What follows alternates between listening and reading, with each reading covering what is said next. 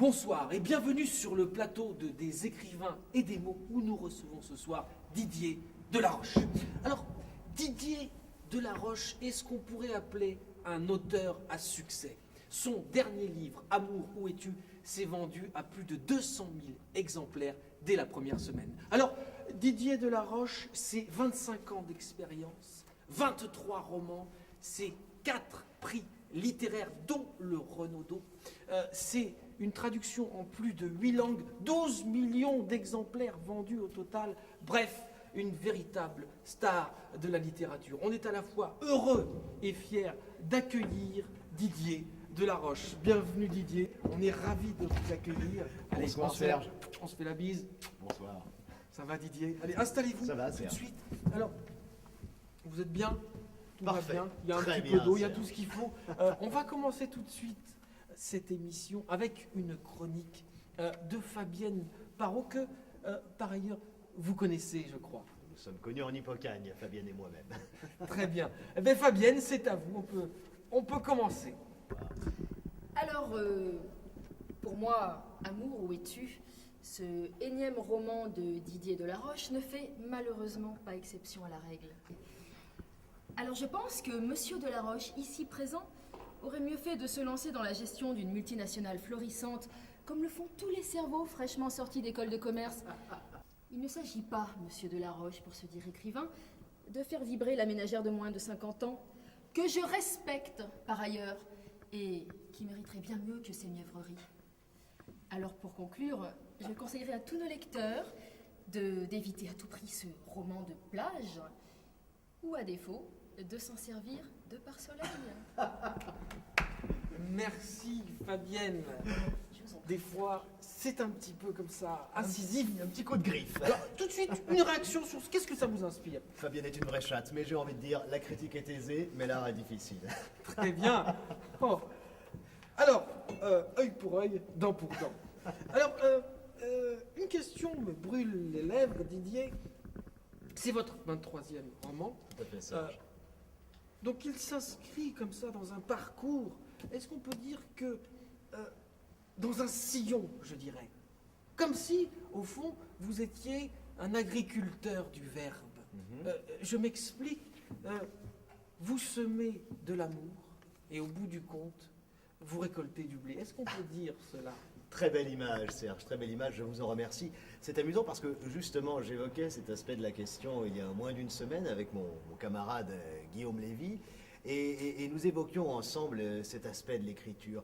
En ce qui me concerne, Amour, où es-tu a été pour moi une sorte de révélation jaculatoire. Comme ces prières des moines du XIe siècle, j'ai un matin subi un réveil un peu violent avec des images extrêmement fortes qui s'imprimaient au fond de mon cerveau, et ça a été une sorte d'urgence irrépressible, comme une giclée de sperme en pleine figure. Je me suis précipité vers ma table de travail, j'ai écrit, l'encre a coulé seule de mon stylo pendant plus d'une semaine, où je ne me suis d'ailleurs ni lavé, ni rasé, à peine nourri, et de cette semaine intense est née la structure d'Amour, où es-tu. Très bien, très bien. Ben dis donc, c'est fort en tout cas.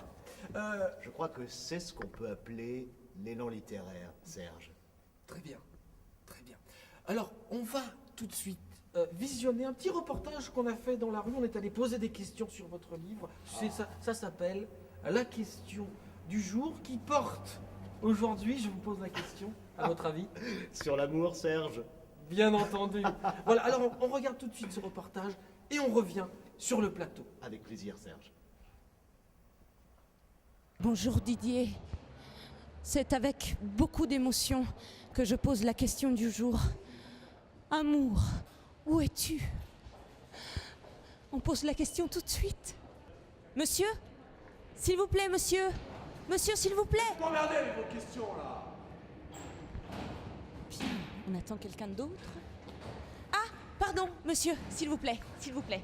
Qu'est-ce que c'est l'amour pour vous? L'amore è una... Sei italiano? Sì, italiano. Sei italiano? tu pure. Pure io sono italiano. L'amore è una cosa meravigliosa, l'amore è zucchero. Maronna. L'amore, non è che l'amore è il piacere di vivere, l'amore, bisogna fare l'amore. Bravo, Ma di dove sei tu? Bravo, di Napoli. Pure io, Pure tu sei di di fuori Napoli. grotta, e tu di dove sei? Bravo, di fuori grotta pure io. Ah, Maronna! Sei bravissimo, bravo, sono molto contenta. Ah, sì.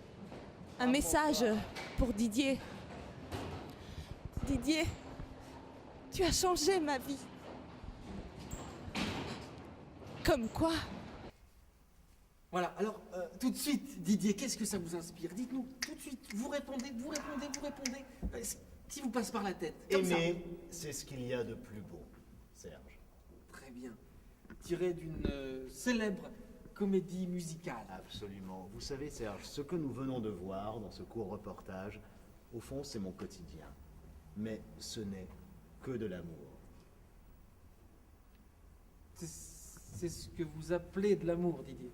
Oui, Serge, je crois que les femmes ont sur nous autres hommes des kilomètres d'avance en ce qui concerne l'amour.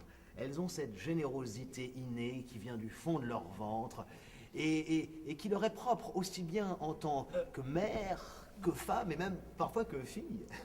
Très bien, Didier, mais quelque chose me gêne quand même. Est-ce que, je vais être franc, est-ce que vous ne trouvez pas que vous en faites tout de même un petit peu trop? Est-ce que ce n'est pas Serge, too much, comme on dit? je crois qu'en matière d'amour, on n'en fait jamais trop. Moi, j'ai envie de rendre aux femmes ces kilomètres d'amour qu'elles nous ont donnés. Didier, d'accord, je comprends bien ce que vous dites. Mais j'ai envie de vous dire, excusez-moi, mais tout ça manque tout de même un tout petit peu de sincérité. Est-ce que vous ne vous usez pas à la longue comme ça, à parler d'amour tout le temps, roman après roman? Serge, Didier, je crois que quand, comme moi, on écrit 23 romans en 25 ans à raison de 350 pages par an,